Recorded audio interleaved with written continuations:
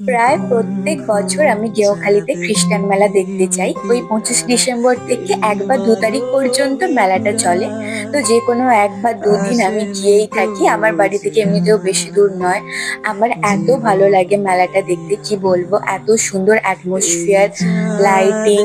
আর তাছাড়াও শুধুমাত্র একটা মেলা নয়, দুটো মেলা হয়। মানে খ্রিস্টান পাড়ার ভেতরে দুটো জায়গায় দুটো চার্চ আছে, তো দুটো চার্চ মিলিয়ে 2 জায়গাতে একই সময় ধরে এই মেলাটা চলে। আর দেখো এত সুন্দর সুন্দর ডেকোরেশন, মানে না দেখে আমি থাকতেই পারি না। মানে প্রত্যেক বছর কি থিম থাকবে, কেমন ভাবে হবে, মনের মধ্যে একটা এক্সাইটমেন্ট সবসময় কাজ করে। আর এখন আমি চলে এসেছি 2 নম্বর চার্চে, সেই প্রথমটার মতো এত সুন্দর অ্যাটমসফিয়ার, লাইটিং, তার সাথে সাথে এখানে রয়েছে গার্ডেনিং।